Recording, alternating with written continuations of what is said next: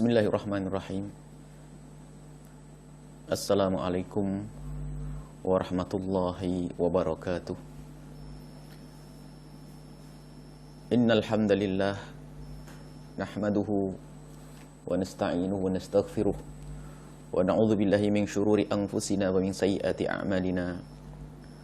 May yahdihillahu fala mudilla lahu wa man yudlil fala hadiya lahu. Wa asyhadu an la ilaha illallah wahdahu la syarika lah.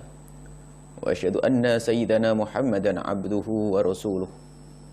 Allahumma salli wa sallim ala habibina sayyidina Muhammad wa ala alihi wa ashabihi wa tabi'ina lahum bi ihsanin ila yaumiddin.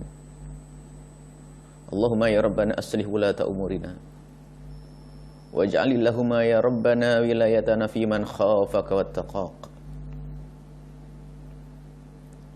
Aslihna ya Rabbana wa aslih umural muslimin innaka anta ala kulli syai'in qadir. Allahumma arhamna wa la tu'adzibna wa ansurna wa la takhdhulna. Ansurna ya Rabbana wa la takhdhulna. Ukhsurna yawmal qiyamati ma'a zumrati habibika sayyidina Muhammad wa tahta liwa'ihi urzuqna ya Rabbana tawbata qabla al-maut wasyahadata 'indal maut wal jannata ba'dal maut, amma ba'du. Yang kami cintai, yang kami muliakan, para orang tua kami, hadirin hadirat, saudara-saudari, para pemirsa, para pendengar dimanapun Anda berada. Alhamdulillah, puji syukur kepada Allah atas segala karunia dan nikmat yang terus dan terus Allah karuniakan kepada kita. Begitu besar, begitu banyak, begitu luas hingga kita tidak mampu untuk menghitung. Bahkan alangkah banyak nikmat yang tidak pernah kita sadari. Semoga Allah mengampuni kita atas keteledoran dan kekurangan kita dalam bersyukur, dan semoga Allah memudahkan menjadikan kita hamba yang selalu bersyukur atas karunia Allah, dan semoga Allah selalu menambah kenikmatannya untuk kita, baik lahir dan batin, di diri kita, keluarga, masyarakat kita, dan di dunia dan di akhirat. Kita berada di majelis Riyadhus Shalihin, majelis hadis Nabi sallallahu alaihi wasallam. Kita sudah sampai kepada hadis yang diriwayatkan an Abi Hurairah radhiyallahu taala anhu. Hadis diriwayatkan oleh Sayyidina Imam Abi Hurairah radhiyallahu taala anhu, qala, beliau berkata, qala Rasulullah sallallahu alaihi wasallam, Rasulullah sallallahu alaihi wasallam bersabda, kanat Banu Israil tasusuhumul anbiya. Bani Israel itu urusannya diurusi oleh para nabi, pemimpin mereka. Yang ngurusi mereka adalah nabi mereka. Kullama halaka nabiyyun khalafahu nabiyyun. Kalau meninggal nabi, diganti oleh Allah dengan nabi yang lainnya. Wa innahu la nabiyya ba'di, dan sesungguhnya setelah itu tidak ada nabi lagi setelah aku. Bani Israel terus sampai terakhir adalah diutusnya Nabi Muhammad untuk semesta, untuk alam, untuk semua makhluk, untuk semua manusia. Dan Nabi mengatakan, la nabiyya ba'di, tidak ada nabi setelahku. Wa sayakunu ba'di khulafa'u fayakthurun. Kemudian setelahku ada khalifah yang menggantikan aku dari masa ke masa, dan mereka tuh banyak nanti. Dimulai dari khulafa'ur rasyidin yang 4. Kemudian sampai hari ini kita diberi oleh Allah pemimpin-pemimpin. Sampai hari ini. Qalu ya Rasulullah lah ini. Fama ta'muruna? Ya Rasulullah, apa yang kau perintahkan kepada kami di saat kami bertemu dengan pemimpin-pemimpin kami itu? Aufu bi bai'atil awwali fal awwali.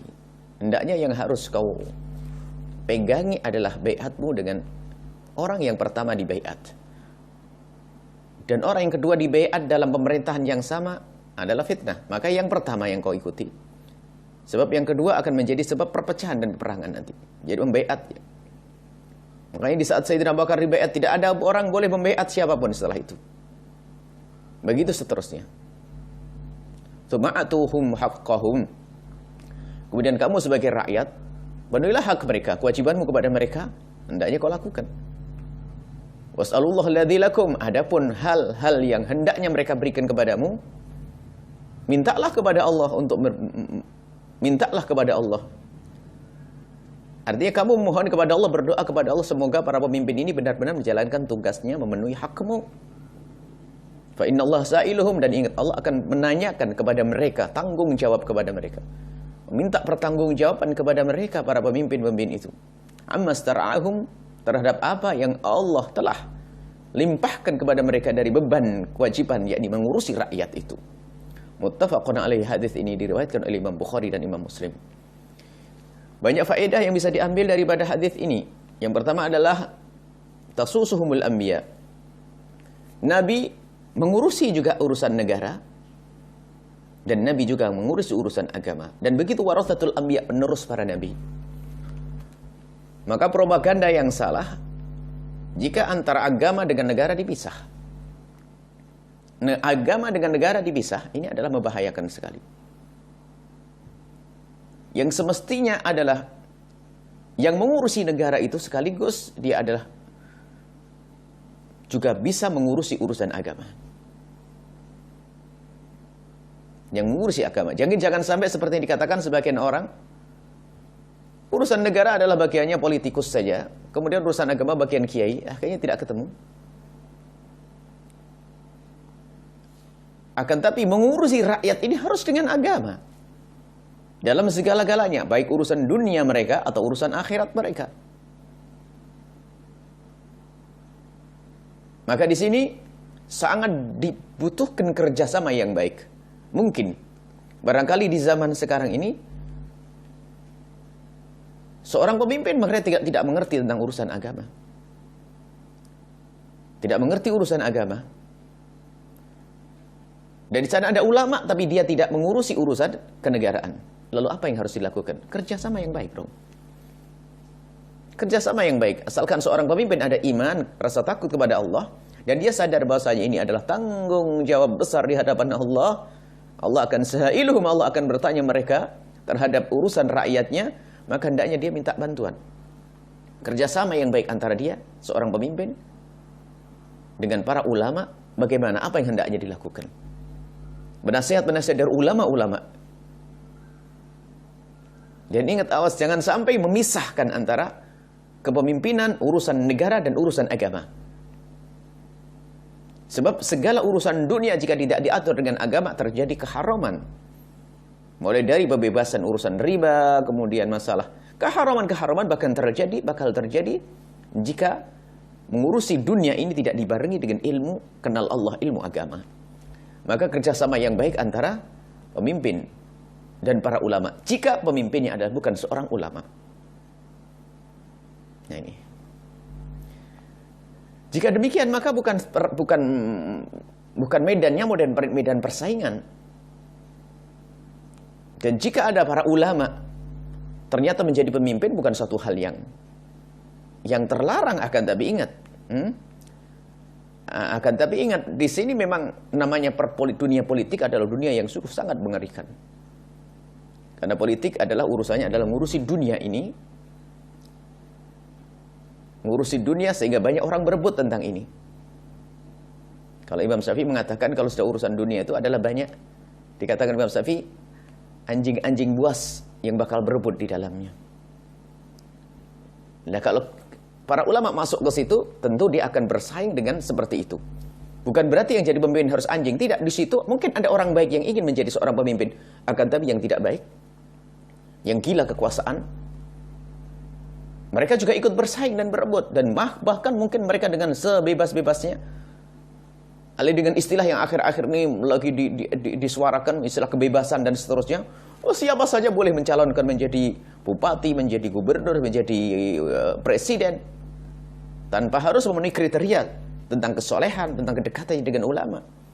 Atau bahkan mungkin yang penting dia punya duit, kemudian dia bisa menggandeng partai ini, partai itu, lalu menjadi pemimpin. Dan ini berbahaya sekali, dan itu keadaan negeri kita. Ya. Yang jelas hendaknya ada kerjasama yang baik di sini. Bahkan dua hal ini kalau baik, maka baiklah masyarakat. Seorang pemimpin yang baik dan para ulamanya yang baik. Dan hendaknya di sini para pemimpin hendaknya juga sangat rindu untuk duduk dengan para ulama karena Allah, dan ingat para ulama pun kalau duduk dengan pemimpin hendaknya juga karena Allah. Bukan menjadi ulama-ulama ulama-ulama yang dibenci oleh Allah dan Rasulnya kalau duduk dengan pemimpin hanya untuk kepentingan pribadinya sendiri. Bahkan mungkin ada bahasanya bahasa syar'i, kepentingan pondoknya, naudzubillah. Kepentingan pondoknya. Sehingga dia rela melanggar apa saja, yang penting pondoknya dibangun. Berarti dia akan membesarkan pondoknya untuk membesarkan kesombongannya, bukan untuk membantu umat. Hati-hati. Ini yang pertama. Jadi antara perpolitikan dengan agama jangan dipisah. Hendaknya urusan politik hendaknya biar barengi dengan urusan agama, dekat kepada Allah, kenal Allah, sehingga tidak ada kezaliman kepada siapapun. Kemudian ini isyarat bahwasanya dalam riwayat lain bahwasanya nanti jika terjadi begini begitu gimana ya Rasulullah, apa yang harus saya lakukan? Dalam hadis yang banyak, riwayat yang banyak yang berkenaan dengan masalah ini, lalu Nabi merintahkan pokoknya kau pegangi dulu pemimpin yang sudah dibaiat, artinya yang sudah jadi, hendaknya itu saja yang kau dengar, kau patuhi. Jangan membuat pemimpin baru, nanti itu akan menjadi sebab peperangan. Sehingga dalam akidah kita ahli sunnati wal jamaati al-khuruju minal imam, keluar dari imam itu adalah diharamkan, tidak diperkenankan, karena itu akan menjadi sebab korban di umat. Umat tidak mengerti apa-apa karena seorang pemimpin baik fajir atau tidak fajir, baik-baik atau tidak baik, mereka punya kekuatan dan kekuasaan. Apalagi yang fajir, yang tidak kenal Allah, lihat. Di saat melihat sesuatu yang bakal mengganggu mereka, mengganggunya, maka dia akan begitu mudah untuk menghancurkan rakyat, maka rakyat akan jadi korban pembantaian dan seterusnya.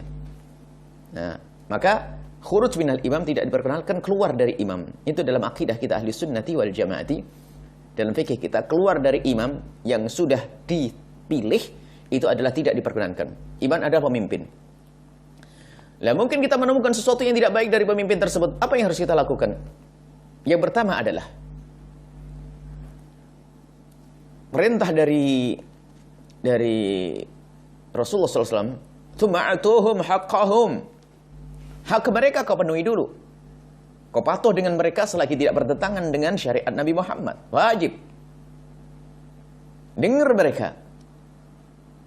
Patuh kepada mereka urusan yang tidak bertentangan dengan syariat Nabi Muhammad SAW.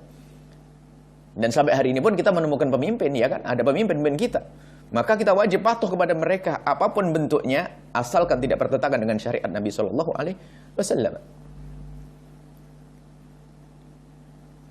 Segala peraturan yang telah ditentukan nanti dikeluarkan oleh pemerintah selagi tidak bertentangan dengan syariat Nabi Muhammad, wajib kita mematuhinya.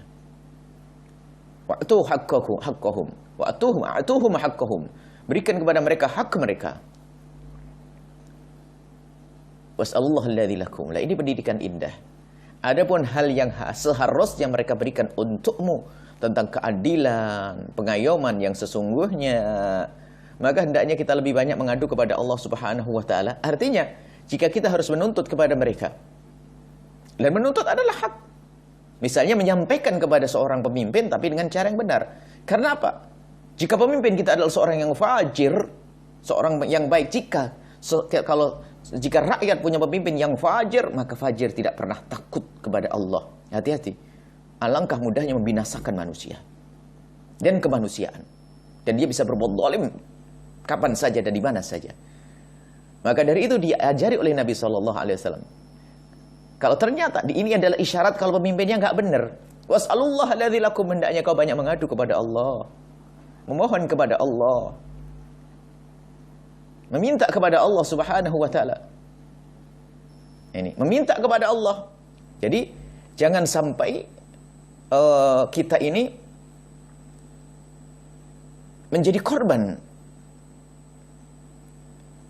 dari pemerintah yang fajir tersebut. Kalau ada pemerintah misalnya yang fajir, dan kita mendoakan mereka, memohon kepada Allah agar Allah berikan petunjuk kepada mereka.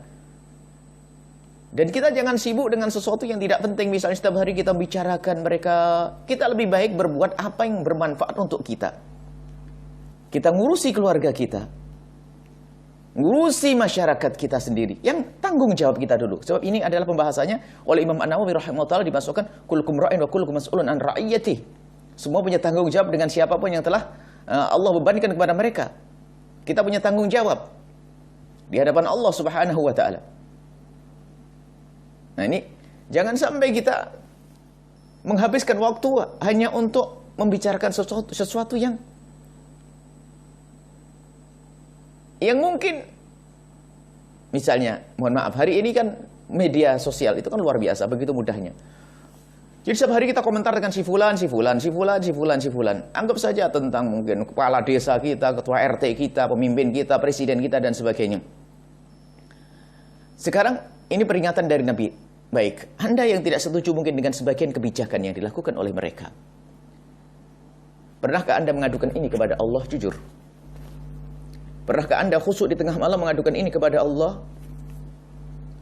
Memohon kepada Allah Subhanahu wa taala? Seperti yang dilakukan oleh Sayyiduna Muhammad SAW dan para kekasih-kasih, mengadu kepada Allahumma inna nasku ilaika du'afa quwwati.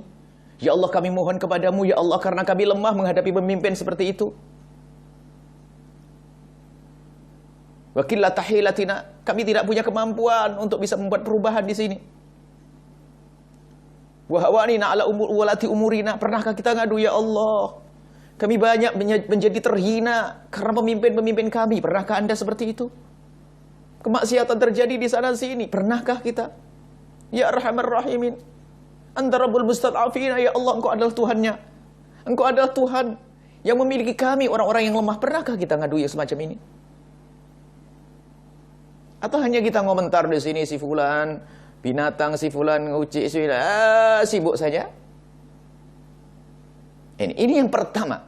Kalaupun nanti ternyata kita harus membuat sebuah tuntutan sesuai dengan prosedur yang diperkenankan, maka lakukan. Tapi ingat, jangan lupa memohon kepada Allah. Ini perintah Nabi. As'alullah, mintalah kepada Allah apa yang semestinya mereka berikan kepadamu. Nanti Allah akan berkatkan hati mereka. Kalaupun kita membuat usaha-usaha untuk datang kepada kepala RT kita, lurah kita, dan sebagainya, bupati kita, presiden kita, datanglah tentunya dengan cara yang baik. Dan alhamdulillah ulama kita tahu tentang yang demikian ini. Datang dengan baik-baik, tidak membuat kerusakan seperti yang pernah kita dengar beberapa waktu yang lalu. Ada perkumpulan kaum muslimin yang jumlahnya besar, menuntut sebuah kebenaran, menuntut hak kita untuk ditegakkan syariat, untuk ditegakkan kebenaran. Maka ini adalah dengan cara yang benar, bukan sesuatu yang terlarang. Tapi hanya yang perlu diingatkan lagi adalah permohonan di tengah malam kepada Allah Subhanahu wa taala. Allahumma inna nas'aluka, seperti yang dilakukan para salihin, orang-orang besar. Anta Rabbuna ila man takiluna. Engkau adalah Tuhan kami, kepada siapa kami akan engkau berikan. Maksudnya akan kau serahkan kepada siapa, pemimpin seperti apa, ya Allah, ngadunya kepada Allah. Allahumma inna nas'aluka huquqana. Ya Allah, kami memohon kepada Engkau, ya Allah, agar mereka itu para pemimpin memberikan hak kami. Ngadulah kepada Allah Subhanahu wa taala terlebih dahulu.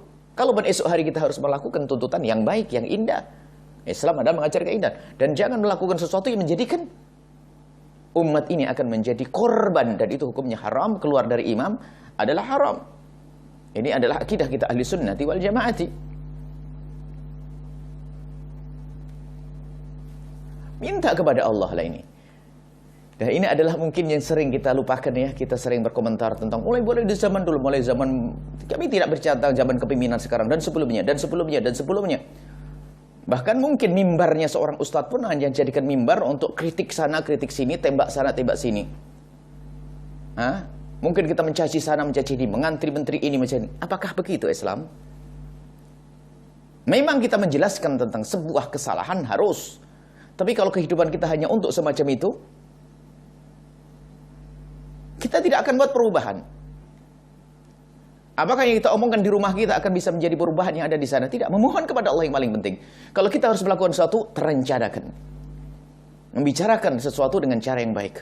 Seperti yang dilakukan oleh para kekasih-kasih Allah. Mungkin datang kepada orang bersangkutan, mungkin kepala RT kita diskusi kepada mereka, kita bicara baik-baik dengan mereka, dan seterusnya. Ini adalah yang diajarkan oleh Rasulullah Sallallahu Alaihi Wasallam berkenaan dengan apa? Berkenaan dengan urusan kita dengan memimpin kita. Kalau kemarin adalah seorang pemimpin hendaknya punya kasih sayang kepada rakyat. Seorang pemimpin hendaknya punya kelembutan kepada rakyatnya. Akan tapi, bagaimana kita sebagai rakyat jika kita menemukan pemimpin kita yang tidak baik? Jangan lupa, as'alullah, banyaklah mengadu kepada Allah. Dan jujur di antara kita ini, berapa kali Anda memohon kepada Allah untuk memimpin Anda? Berapa kali Anda memohon kepada Allah untuk memimpin Anda? Imam Hasan Basri pernah berkata suatu ketika, demi Allah, jika aku tahu lalu aku punya doa yang dikabul, jika aku punya satu doa yang dikabul, lalu aku tahu doa itu bakal dikabul, niscaya yang aku doakan pertama kali adalah pemimpinku. Semoga Allah memberikan hidayah kepada mereka, bimbingan kepada mereka.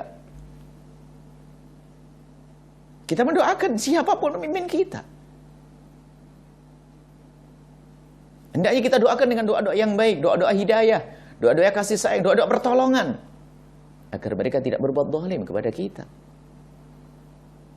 Jangan habiskan WA kita adalah untuk caci maki olok-olokan. Jangan habiskan lidah kita untuk bicarakannya yang tidak berguna. Tidak mengerti ini hanya sekedar informasi, apalagi kalau sudah informasi, Masya Allah. Sekarang keberanian orang bukan saja membicarakan tentang seorang pemimpin, seorang kiai ulama, habaib, dicaci maki gara-gara tak cocok dengan lihat. Sekarang umat ini telah terdidik dengan cara yang tidak baik. Sekelompok mencaci maki seorang pemimpin, caci maki. Sekelompok lagi mencaci para ulama. Habislah. Setan bertepuk tangan. Jadi umat kita ini selalu caci maki. Olok-olok. Misalnya di WA saja. Di Facebook. Kami lihat alangkah mudahnya orang mencaci dan mengolok. Kami lihat sesaat mencaci maki pemimpin. Sesaat mencaci maki para ulama. Maka begitu mudahnya mencaci para ulama. Dari mana itu semua caci maki itu didapat? Karena dari informasi yang mereka dapat. Atau dari duduk mereka di warung kopi. Atau duduk mereka di musola yang tidak terdidik. Sehingga kerjaannya kalau tidak mencaci tidak enak. Mencaci. Akhirnya terbiasa mencaci orang yang jauh. Akhirnya mencaci maki saudara, kerabat.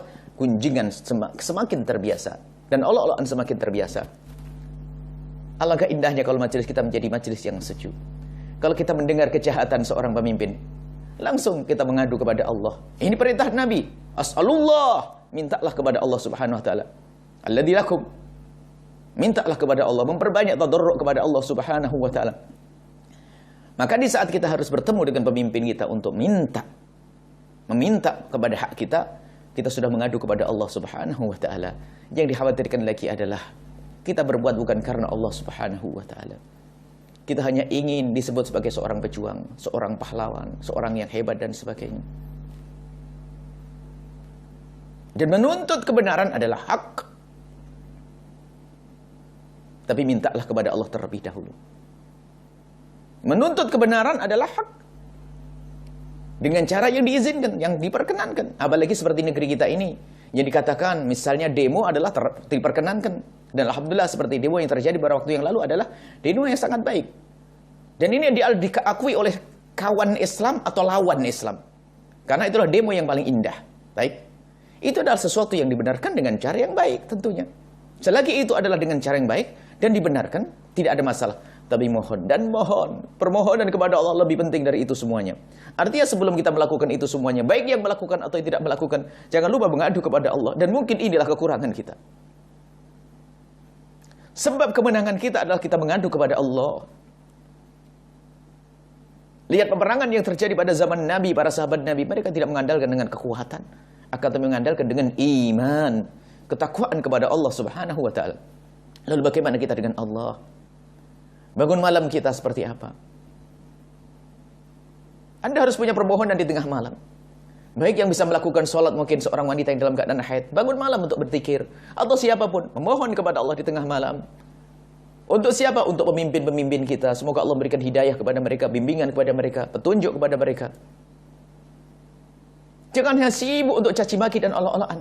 Tidak membangun hati yang baik. Benar menanamkan kecemburuan kepada Islam, iya. Misalnya menanamkan kecemburuan kepada Islam agar kita membela Rasulullah, membela agama Allah, membela Al-Quran. Jika ada orang mencoba merendahkan Nabi Muhammad, kita harus marah. Tapi marah yang disesuaikan dengan syariat Nabi SAW. Tidak menjadi sebab caci maki di antara kita sendiri, Masya Allah. Caci maki dan olok-olok di antara kita.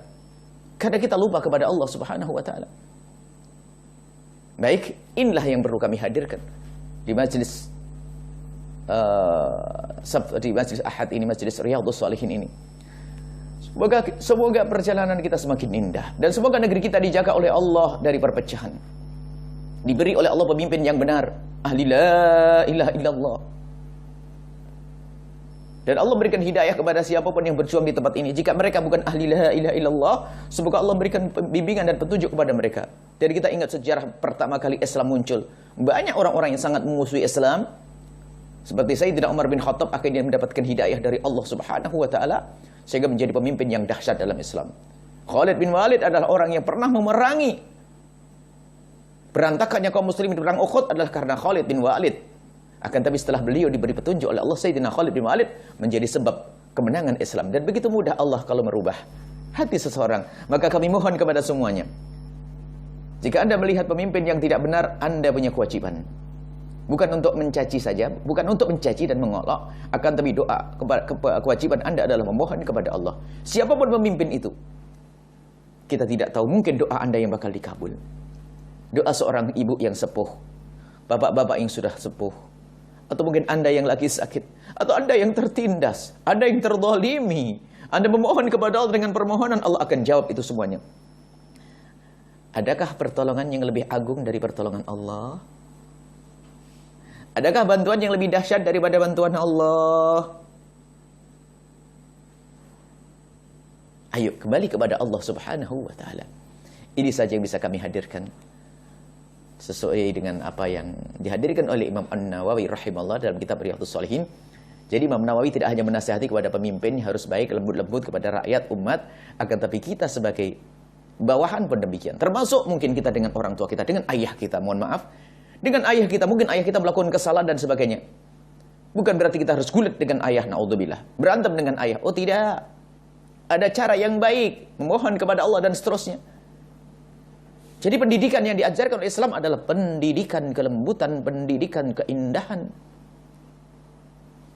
Bukan dikit-dikit berantem, dikit ribut, dikit perang. Dengan orang tua gulat, dengan orang tua perang mulut dan sebagainya. Apa ini? Jadi pemimpin di sini bukan saja pemimpin seorang presiden, tidak. Kemana? Sampai urusan-urusan perusahaan dan sebagainya. Kalau Anda sebagai karyawan dizalimi oleh atasan Anda, bos Anda bisa datang baik-baik dengan mereka. Tapi ingat yang pertama adalah memohon kepada Allah SWT. Adukan kepada Allah tentang kelemahanmu, tentang kezaliman pemimpinmu, dan doakan baik kepada mereka. Jangan biasa dengan doa-doa jelek dan seterusnya. Inilah yang perlu dihadirkan dan kelembutan yang diajarkan oleh Nabi Muhammad SAW. Kemudian di situ disebut juga la nabiyya ba'di, adalah isyarat bahwasanya itu ada dari Nabi, bahwasanya tidak ada Nabi setelah Nabi Muhammad SAW. Yang mengatakan ada Nabi setelah Nabi Muhammad adalah murtad hukumnya. Keluar dari iman itu secara akidah. Baik.